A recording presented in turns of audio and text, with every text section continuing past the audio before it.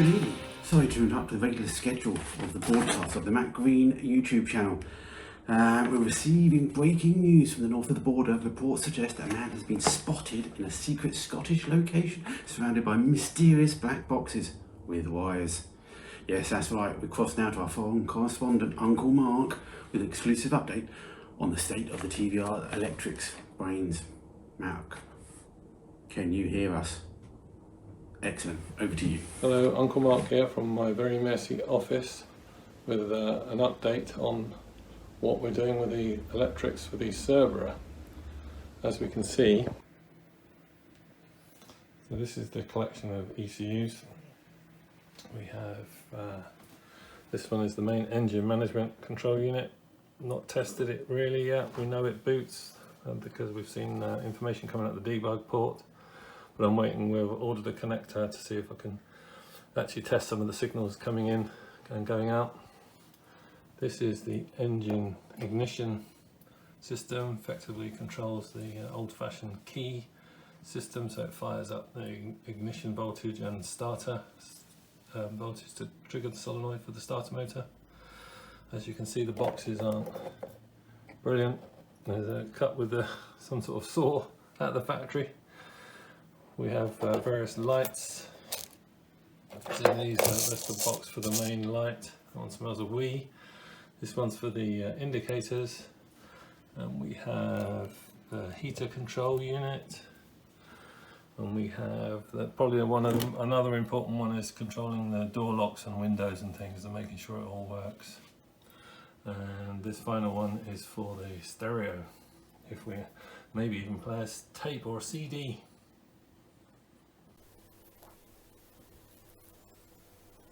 So this is the ignition ECU. It's got 9 pins on the connector. This is the pins for the top row and they're labelled A1, A2, there's no A3, A4 and A5. On the second bottom row there's B1, B2, B3, B4 and B5. I'll show them on the diagram and how they're not all wired up in the Cerbera. Well, the main power comes in on A1 and it follows a route down here. There's some protection, there's a protection diode, and this chunk of components here is a 5-volt regulator, which main job is to power the PIC16 chip, and we can see that the software for this taken out of this car was from 1996. Now what happens is when the driver of the car presses the start button on the steering wheel, that is connected to B2 and that will ground. It's very low current, and the signal works its way down into the PIC chip. It's one of these inputs here, and that will see that that button was pressed, and it will trigger one of this transistor here, which then it energizes this relay, which then when that relay triggers it puts the voltage out on one of those pins, can't remember which one, and then the rest of the ECU, the rest of the ignition circuits in the car will power up. When the user then presses the start button and holds it for what it looks like about a second, this then triggers the ECU so the ignition ECU to fire this transistor, which the observant among you will notice is not there, which energizes this relay, which then outputs the voltage that's coming in on A4, and it connects it to B5, which then triggers the starter motor, or starter motor solenoid I should say, and the relays associated with that. Now what is interesting in this circuit is there's a third relay which seems to work in parallel with this, but according to the wiring diagram it doesn't go anywhere, so we're ignoring that for the moment. And another interesting fact is this circuitry around here seems to be monitoring the various voltages of the outputs of the starter and the ignition, and also another unconnected pin, can't see it here, it's B4 when it comes in there, winds its way down, and it's there. So this must be designed for monitoring and doing things with if the signals are wrong, but we don't know if it's actually doing anything. We'll next hook it up to a test, and I can show how it is faulty. So here's the circuit. Excuse the untidiness of the wiring. I don't yet have any contacts to make up a connector, but these flying leads are in the appropriate position. We're feeding it with 12 volts, and it's currently just using 3 milliamps, so it's not doing anything at the moment. And this is a combined, this is effectively the start switch and ignition light, and then I don't have a second one of them, so that's going to be my stop button. So if we press the start button on the steering wheel, ignition comes on, and we're actually drawing more current, which is obviously driving the LED and energizing the relay. If we press and hold the button, I don't know if we're going to be able to hear the relay click. It clicked, and actually we're using more current, but there's no output because this LED is not lit. Mainly because it was faulty, but also I've removed the transistor because it was faulty. So as we can see, the relay just clicked. I took my finger off the button, but the ignition is still on. And then finally, if we press the stop button, that goes off. So it's largely functional, and I should be getting a replacement transistor, which then will make it completely functional and hopefully help the car start. That's it for this update. Hopefully in the next update we'll have a working ignition ECU, and we could do a bit more investigation on how the engine management computer works. Okay, we're back, and in this episode we're going to attempt to take the body off the chassis. I've read it can take days to weeks to months. We don't have months, so we'll scratch that. So yeah, I'm down here for a full day today. I'm not going to get it done today, but we get a start on it. I've done a ChatGPT checklist. It will do me something. I've read a few forums, and most are quite detailed, but it's still, there's a bolt there in the boot somewhere, and they're all slightly different, and most of them have to be cut off. Reason we're taking the body off is because it needs chassis work. As you saw in the first video, there's some outriggers that are very common on these that need repairing. Supposedly this is 96, it's an early version. I think they lasted better than the later ones for whatever reason, maybe the way they coated the chassis, but it still needs repairing. Could do it in situ-ish. I know I'm not cutting corners, but my skill levels of painting and stuff like that mostly don't deserve a TVR justice, but we're saving it and keeping it on the road, so somebody else, if I ever do sell it, which I'm not going to, can fix it all up better one day, or I can if I get better. But even me thinking this, I need the chassis off. It makes sense to me. I want to at least have 5 years of not having to worry about taking the body off again. So that's what we've got to do. We've got to stop waffling, put my TVR sign up to give me some inspiration. Even though it's fallen to bits already, I've got to stick the cover down. And yeah, let's get on. So I think the first thing to do is disconnect the battery and clean it up a little bit. And then I think I'm going to try and get the fuel tank out, because I think that's one of the major parts that you need to get out when we get the seats out. But I'll post my checklist in the bottom, and I'll try and update it if I can. And woo!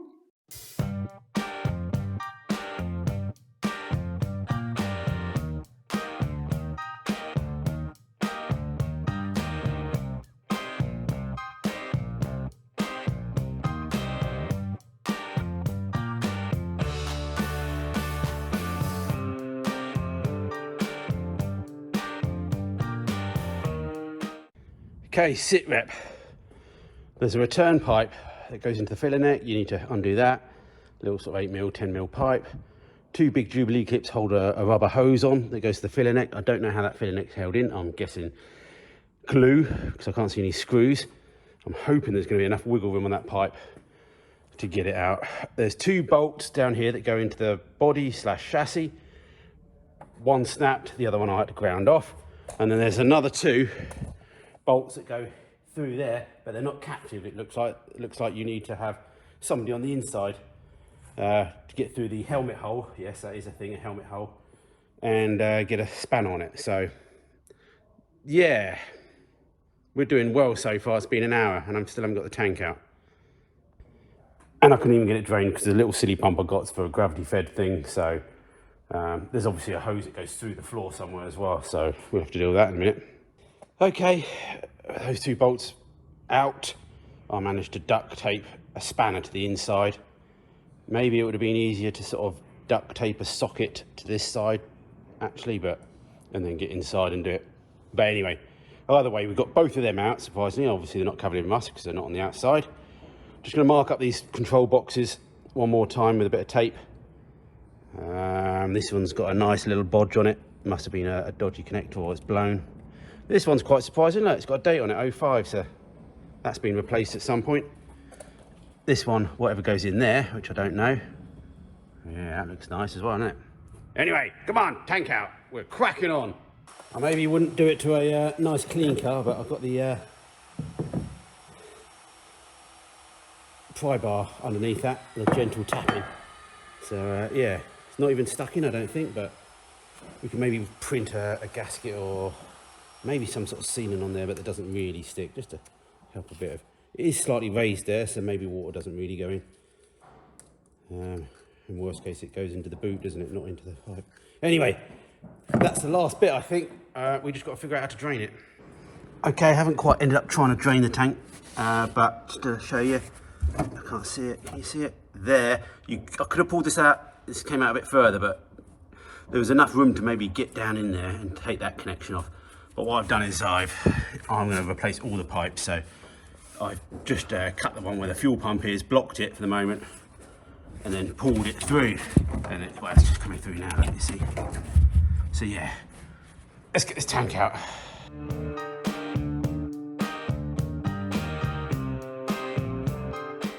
Honestly, there wasn't much fuel in that anyway. It nearly came out, but it was a bit glued to the wiring loom that goes through there, so just cut that with the silicone. Also, there's another return here, or breather or something. There's one that goes to the header tank there, so that's maybe, I don't know if they used to do the charcoal canister type stuff, but yeah. There's a return there, so again, just undo that, but that was easy to get to. So I think some of these are the chassis bolts. Oh look, and there's the earth there that goes on there, so we must remember to put the earth on. Put the earth on before we put the tank back. And it's an aluminium tank, didn't realise that, so yeah. I don't know why I didn't think that, but. All right, next job. Okay, I'd already cheated the other week when I was up at my dad's, and we cut the bolts off the bottom of the seats. 4 bolts underneath, you see them, 13mm M8s. I think they're sort of captive a bit in these runners. But as you're undoing them, they get loose, and so they spin. So you need to either pull them down or just cut them off like we did. So that's what we did. I'm replacing with some stainless, maybe coach bolts I've heard, and you grind them down slightly so they fit in the runners. And they also need to be quite long, I supposedly, because they bulk through all the carpet and everything. So if they're not very long, you can't squish the carpet down enough to actually get the nuts on underneath. But anyway, that's a future Matt's problem. Now I think seat belt points bolt on. I can't see many bolts in the back here. I can see 2 bolts here. That one must go to the chassis because that's an earth. But yeah, those ones just spin, so that must mean they're not captive and they're on the other side, but they still may go through the chassis. We'll have to get our head in the helmet hole.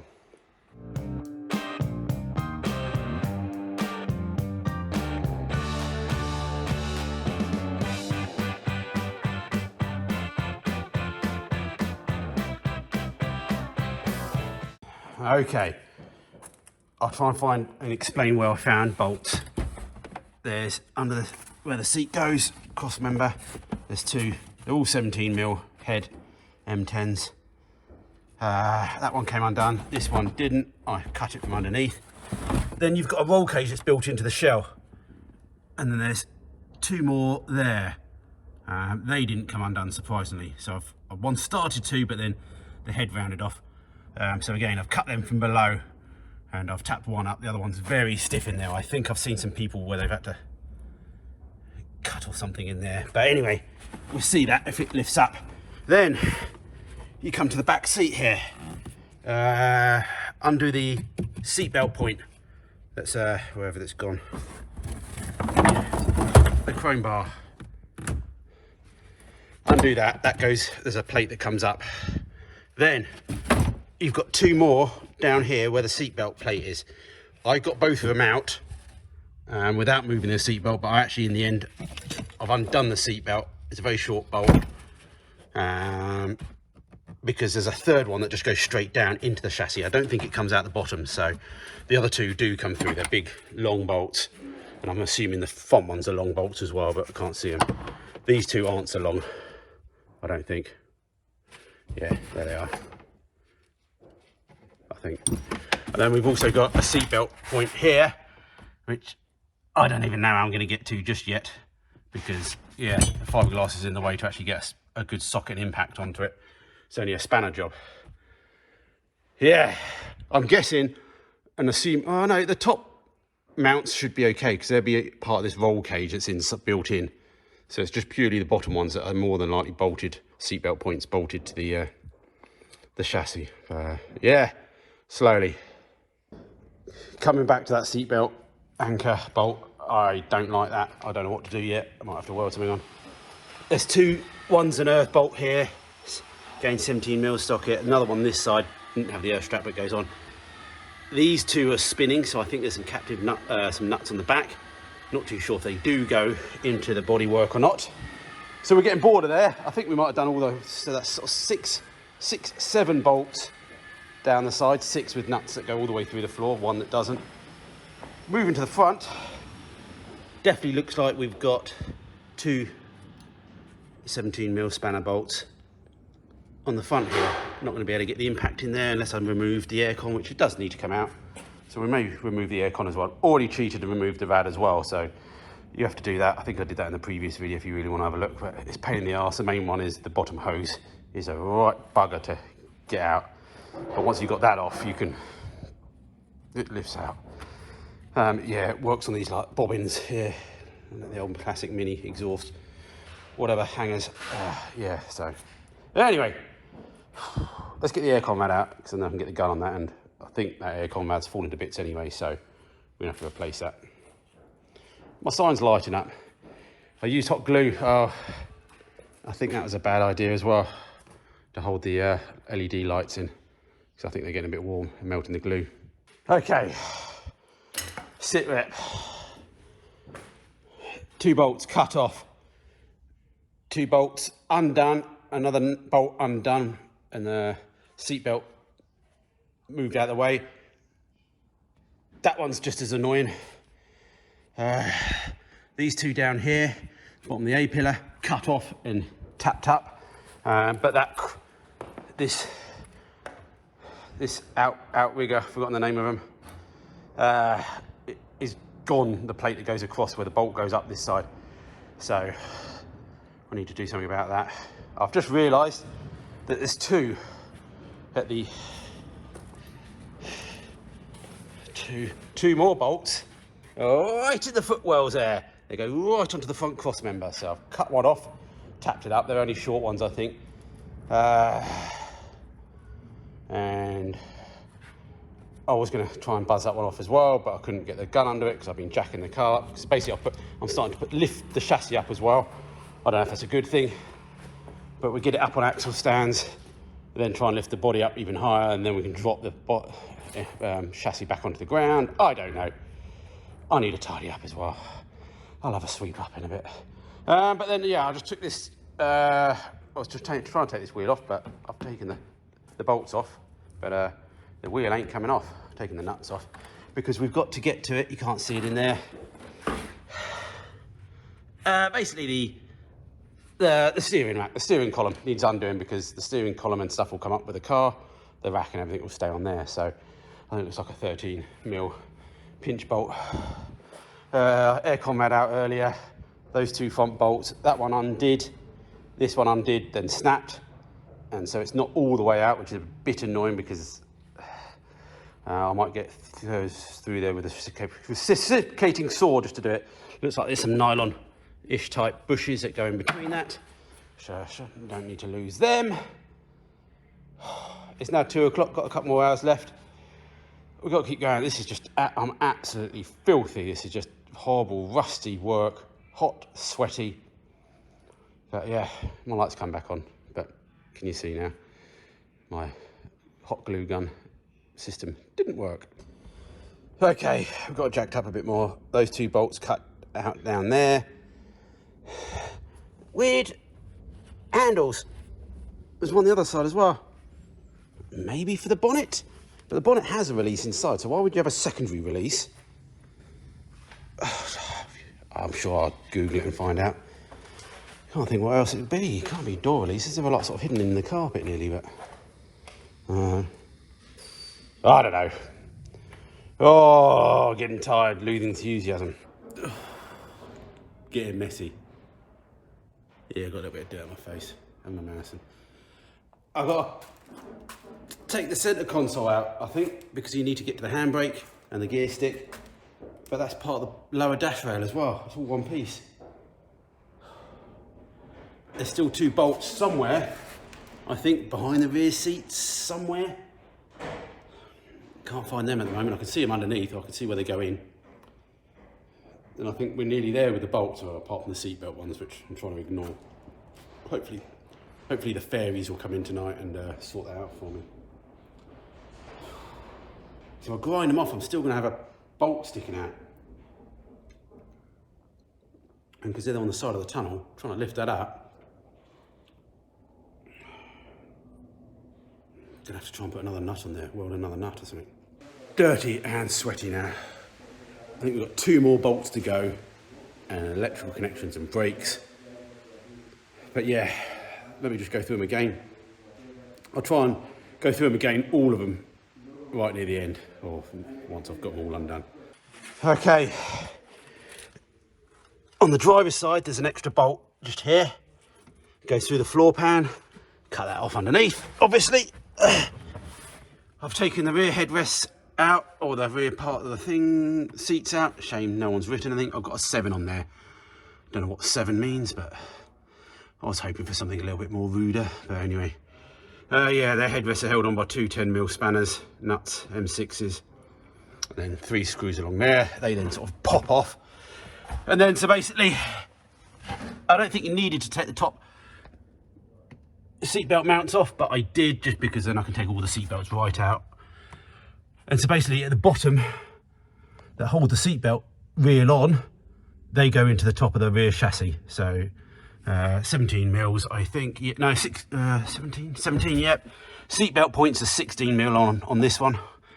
And then I had to lift the rear seat out to get to the lower seatbelt bracket mount point for the rear seat belts, and again they go into the chassis. Still haven't dealt with those yet. Okay, so we've still got those to do. The other 2 are inside the dash here. It looks like I've seen some people keep this console, but I don't know how they've done it, because you've also got to undo the handbrake somehow, and that's held on by 2 bolts. I did notice on some other people's video that there's 2 through the floor here. I don't have those. Maybe it's an early one and they fitted them later on for an extra strength, but I don't. I'm pretty sure I can't see them at all. So that's 2 less we've got to do. But some, if you're doing it on a later one, check under that rubber mat there. Okay, I've washed my face. Sit rep. I'm quitting for the day now. I've taken some of the dash out there, and I've able to see the 2 bolts. I've started undering one. There's some heater hoses there, so you can't even get a socket on it easily. At the moment, maybe you can remove them. I'm trying not to, but then it started going tink, tink, tink, tink, tink, and I've wound it back in again, so it's loose, but I've stuck a load of oil on it. I'm going to buy myself some penetrating oil as well. And I haven't tried the other side yet. And then we'll come back. The next time when we come back, we'll weld some nuts onto those seatbelt points and try and undo them and get them out. And that will be all the bolts. And then it's just brake lines, clutch lines, handbrake, which I've still got to figure out. I think the gear stick will just go through. The gate is ruined anyway, so I can cut that off properly. Got a massive hole in it. And yeah, just shows you how long it's been out in the sun. Where is it? Yeah. This is the back parcel shelf. That's the colour it's supposed to be. Brown.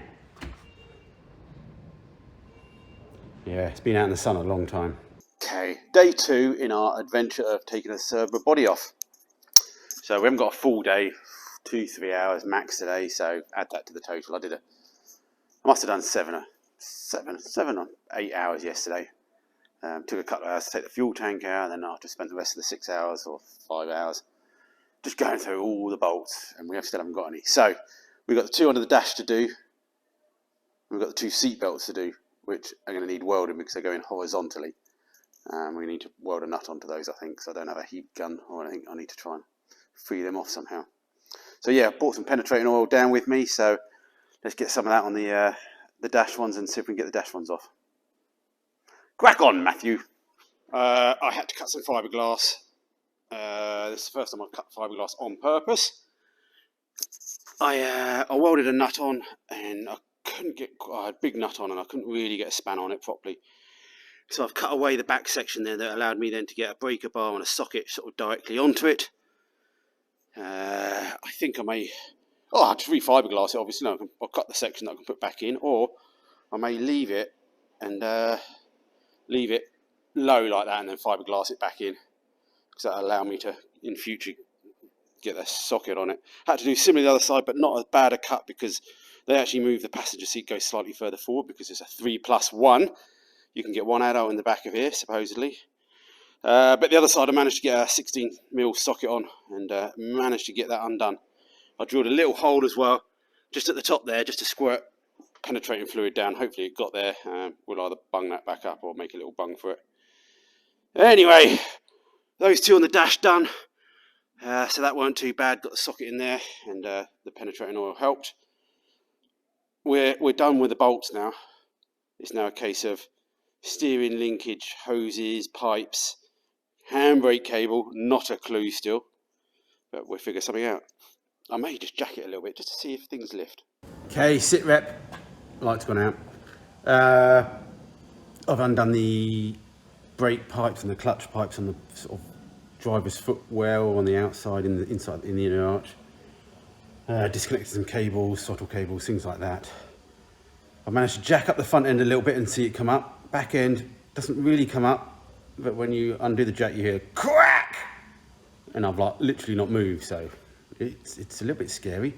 A friend did say, "Oh, I snapped 1 in half once." You're like, "Well, yeah, I don't really want to do that." So we're going to leave it for the night and just do a little bit more research, just double check I haven't missed any bolts, and think about the handbrake. I don't know.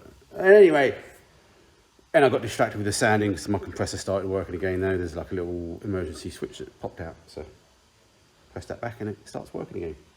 And yeah, must have a tidy up. Anyway, all right, go home Sunday, sausage, Yorkshire puddings and gravy.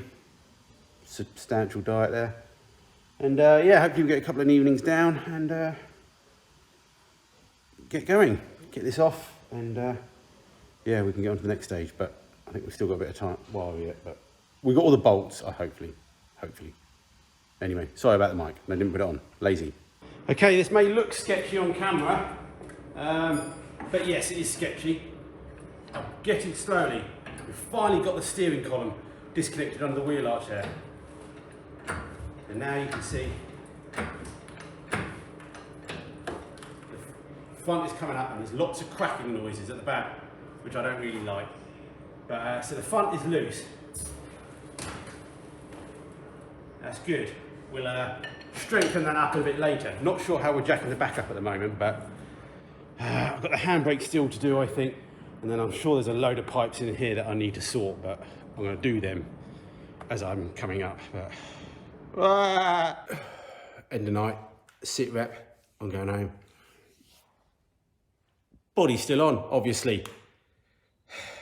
Basically, where the front roll cage bars come down the sort of front windscreen pillars and down, they join with 2 bolts through the chassis. I cut the heads off the bolts underneath, but they were seized through the chassis bar, as well as, I think there's some sort of plates as well in the roll cage and body. And so basically they were stopping it coming up because they were still rusted together. So a couple of them, one of them I managed to get, well, basically 3 of them I managed to whack out up and down and managed to get a bit of oil in there and got them free. So that side, this side, I got one out, and then the other one I had to cut through the fiberglass. I'll show you next time. I've seen it done before. Cut through the fiberglass and into the chassis, where we're gonna have to repair it anyway, and cut the bolt off that way, and then it freed up. Still something getting stuck near the back. I think I've done all the bolts, so I have heard it's maybe some seatbelt points. So, but yeah, I'm just doing the back with jacks at the moment. So we'll see how we go. We're gonna leave it and come back another night. Yeah, steering column disconnected. Handbrake still to do, and there's a few things to do in the engine bay, but we'll worry about them when we get a little bit higher. Yeah, I'm gonna see if I can try and find another engine hoist. That'd be quite handy for the boot. I reckon I can run a big plank across and lift up from inside the wheel arches or the boot. Anyway, I'm knackered, going home, getting something to eat. Okay, I think we're getting somewhere. This looked a bit sketchy earlier, but I've put a bigger bit of wood in now, so I think it looks less sketchy. So, yeah. Another half an hour or so, taking the handbrake lever off. Oh, you can just get to it from inside. God! Managed to get the pin out that holds the cable. Oh, the split pin with a pain, and then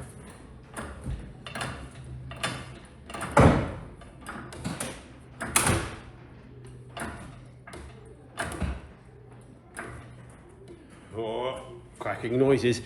I don't know, sometimes cracking noises are good, sometimes they're bad. What I don't really like is the way there's a lot of creaking noises. I was jacking the front up, and then I noticed the door's not shutting very well, so we've lowered the front down. We've got the back up now. We've jacked the back up, and we're past the seatbelt points. I can see the outriggers. So now we need to come up at the front. Sorry about the crash. I think we've still got to go. I think it's going to be tight past the engine, everyone says, but we're nowhere near that yet. So let's just see if we can get it raised 6 inches or so, just to...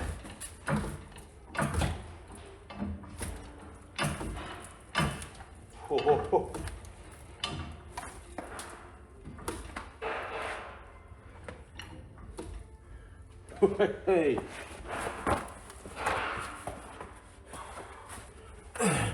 Wow, there's the outriggers. I can see why some people say you could do a partial lift to repair some of that. You could do that, but there's still a hell of a lot of work to do. We're higher. All right, cool. Let's see how high we can get. Okay, we're back for another few hours. Let's see how far we can get up now, get it up. There's some pipes to do with the oil coolers and things like that on the front end. We've got the charcoal canister at the back that I've noticed. And yeah, let's see how high we go. I think the engine hoist will allow me to get the front as high as I want, or to the point where I don't need it to be any higher.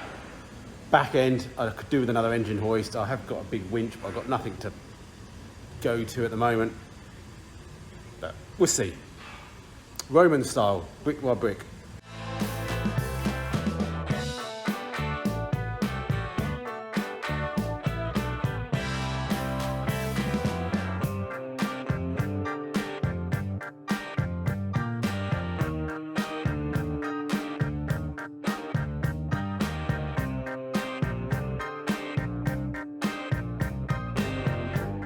Yeah, I finally lost my patience on some of the oil lines and the power steering lines, so yes, do apologise, had to cut them. It looks like they mount all the oil pump and stuff up the front. Oh, there we go. Let's get back to the sketchy thing. Fuel disconnected. Alright, sketchy. Let's see what else is touching. Sit rep. We're higher. We're at least a foot now. But obviously everyone who's done this is now screaming at me because they're going, yeah, it's very tight past the exhaust manifolds. You should have taken the engine out, Matthew. I didn't, did I? And it is very tight and it tapers. The body shell tapers so it gets tighter where your footwell is basically. I had talked to someone, they said they managed to put some oil down there and grease and then they managed to slide it out. I think maybe it'd be possible as well if you really tilted the body up one side. But with me being ill by myself, I've got to be careful because tipping it out. So I might leave it for the night again. And then maybe if I could just take one exhaust manifold off, I reckon that'd give us enough wiggle room. I don't know if that's possible. I could definitely get to some of the bolts now, it's up higher. So, and all, yeah. Worth a shot in it, I suppose you've got the hammer sensor, but all I've got to do is move it out of the way and just drop it so it's out of the way. So, yeah, we'll think on it, do a bit more research. Maybe we should lower it all back down and take the engine out. But nah, so close, but yet so far, and maybe sort out some better jacking system at the moment. Okay, we're back. I've just been watching responses for the first video of this that went out, so this is where that is in life. When I'm recording this, so lots of love from the TVR people and everybody else loving a TVR. They all know what they are, they're a pain in the arse, things break on them, don't know what goes wrong with them, but everyone still loves them. Some people still have theirs, some people loved them when they had them, but then didn't love them, but you know, yeah, it is what it is. So yeah, thank you for that. So, we're down here now for a few hours. I think we're gonna try and take the engine out and then build ourselves a sky crane to help lift everything out. But I think what we do is we'll try and get under and see if we can get the exhaust off first because they got to come off, and if we can get them off, we're on the way there. I think maybe you have to undo the prop shaft, maybe it slides out, who knows. Yeah, while the body's up a bit in the air, we'll yeah, try and get the exhaust off. What can happen? I think there's 2 bolts on either side that, you know, they sort of clamp on. God knows what's further back. I know it don't move much. So we already took, there's like a protector frame that's laying over there. Actually, we did that at my dad's. Yeah, that's out of the way. So yeah, these are 2 separate ones. I think there used to be like one big back box originally, maybe, but these are 2 separate ones out. So anyway, I won't film much of that because it's all under the car and you're not going to see anything. Next shot, Madison, will be the exhaust on the floor. Okie dokie, exhaust is off. I think it is stainless because it definitely hasn't rusted. So maybe I'll reuse some of it. It does have cats in the front there. They're the only silencers. So I expect it would have been quite noisy anyway, but the mounts are a bit Yankee. So, but they can go away for a long time now. Look what the farmer's just dropped off. I got myself a crane. I've got a winch to go on it. Oh, I thought it said 20 tons. Maybe it's just 2 tons. But that's fine. It's written on there, so it's got to be good. I've got a hoist thing that can go on there. And yes, I've promised someone to tidy up, and I will promise, I will try my best. Now, I can't tell if this looks more sketchy than what I had before or not. I think it's a close call to sketchiness. Should we really be doing this with a £5 body? Yeah, let's do it, go.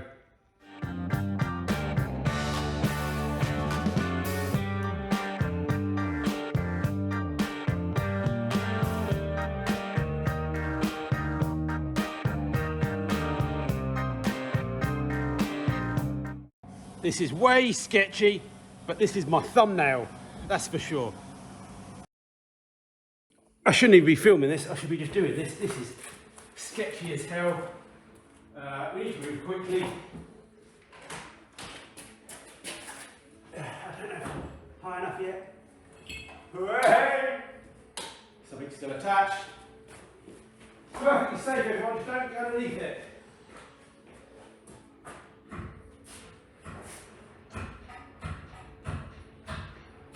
The hoist is getting to the limit. Why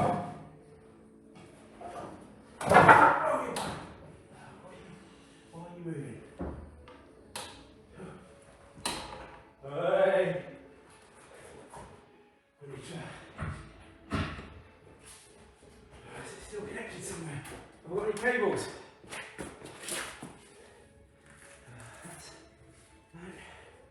Oh yeah, there is something. Oh shit. Oh shit. Shit. Oil pressure.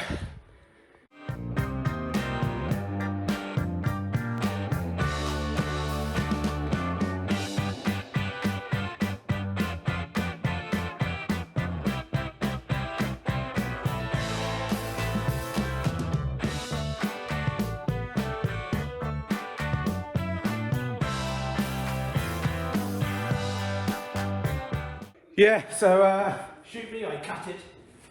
I'll buy another one.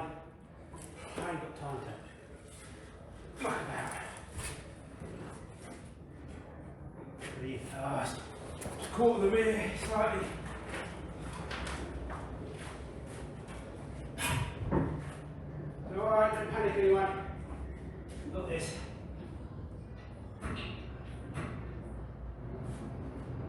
We've got this. Just a bit. That's good. Yes! I can't believe I've done this on my own. This is where you do need someone with you to say, that's stupid, Matthew. Stop doing that. Oh my Lord!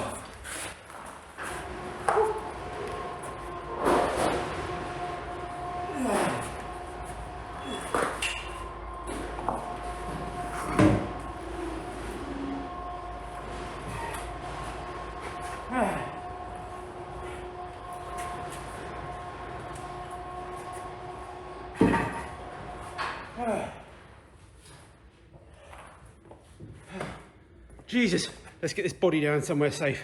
Got it down, I've got some big car ramps, put a beam across back, so basically it's all off now. I don't think we've snapped anything too badly. Windscreens are still in one piece. We got a chassis.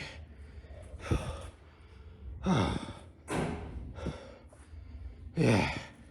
I'll tell you what, I think you saw it, I went up at an angle. It was very tight on the exhaust manifolds down that side. I just poured loads of car oil down there. Somebody told me about putting some plastic sheets down with oil in between. I didn't do that. Bit of cracking down there. I used a porta power just to push it up the last little bit past it. To be honest, you could just tweak those a little bit. You're not going to lose much from the footwell, especially on the passenger side. Who cares? Who cares about the passenger side? Sorry about that, I haven't got a microphone. I can't tell if I'm sweating because of the amount of energy I've exhausted there or just nervousness.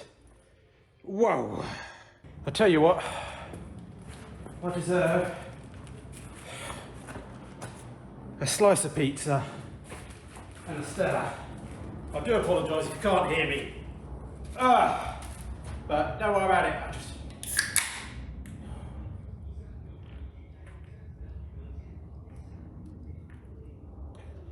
Oh, Jesus. Oh. Put that on the diff there. Wow. Oh.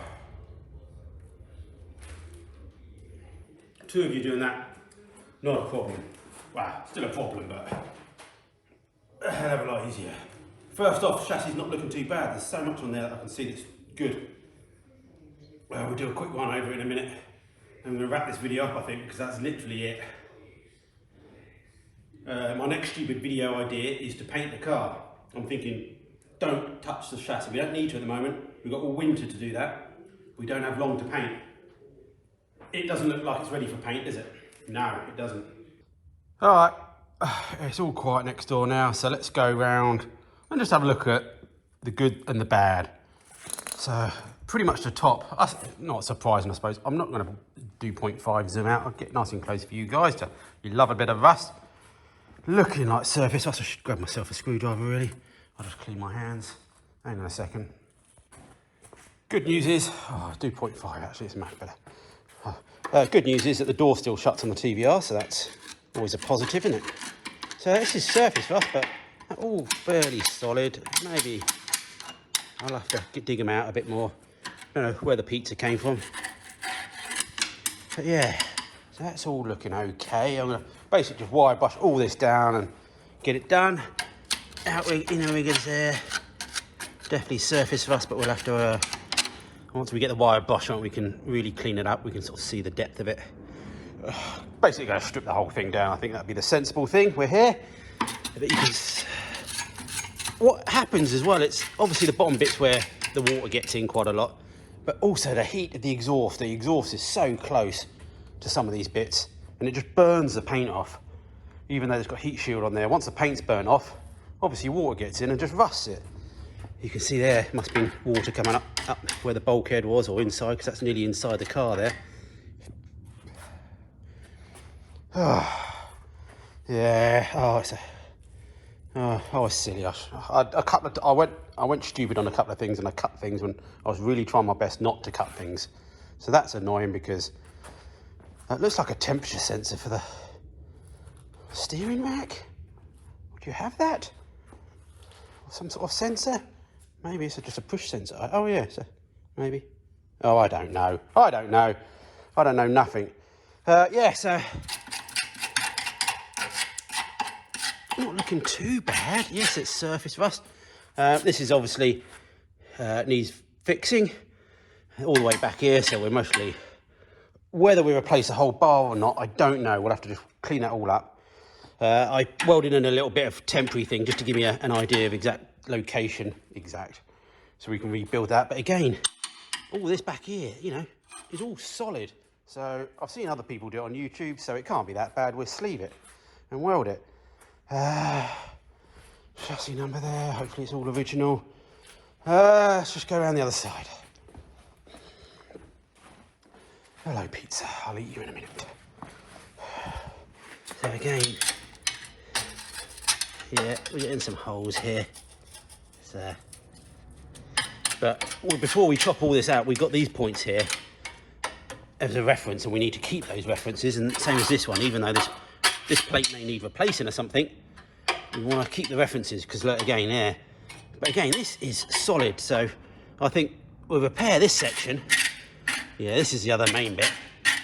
That's going to be the trickiest bit to do, but I still think we can, you know, whatever they call fishtail it, or fish whatever. There was hardly much space on the outside or the inside here, so we can't put many plates on the outside here. We'll have to sort of put a tube inside if we can. It doesn't need the whole thing replacing. It really doesn't. This bit, yeah, this is a race version. That would need rebuilding as well, but again, these look solid. You can see this is all the oil I poured down. Gosh, to try and lubricate it. We may modify that just for anyone that wants to ever take this body off again. Yeah, if I do it, I may just make that footwell a little bit smaller, if I can, unless there's something on the inside. I think all you've got to do is make this one footwell half an inch smaller. I'll have to just tell the wife to wear sandals or flip-flops. All right. Stupidity wins. Yes! Hoping this video does as well as the last one. You seem to like the first one, and it's a mad project. I'm going to keep going with this. I've got some dream date of doing something next year in it. Maybe ridiculous. I've never met one of my deadlines so far. So, well, am I going to meet this one? It doesn't matter. Apart from the camper van breaking down, the Cerbera need fixing, and other sitting in the fifth gear in the daughter's van. I don't have many distractions now. I've just got this, and we're going to concentrate on this because it's fun and I want to do it. So, if you want to help me anyway, just click the like, let me know what you're having for dinner in the comments, let me know your TVR stories, good or bad, throw out the advice. I will try and listen to most of it. I might not take it all in, I may do my own mistakes. Don't beat me up about that, I'm just my own mind sometimes thinks I know best. We all do sometimes, and sometimes we are, sometimes we're not. So yeah, just come along for the ride. And in the next video, we're going to paint the body shell. That's what we're going to do. You're going to think, why do that, Matthew? You got a thing here. We've got good weather still, and we're going to paint it in our shed by ourselves. 3-stage paint. What could go wrong? How could that turn out so badly? Who knows? But yeah, I don't know when that video will come out, but we'll see. Because over winter, we can then do this. When it's cold and freezing, we can do the chassis. Yeah, but But anyway, if you want to help me out, check out the description. There's your Patreon, become a member. Just click the like button. Check out some of my other videos as well. That helps me as well. And yeah, thank you, Madison, for editing again. Daughter number 2. And yeah, stay safe, everyone. See you next time.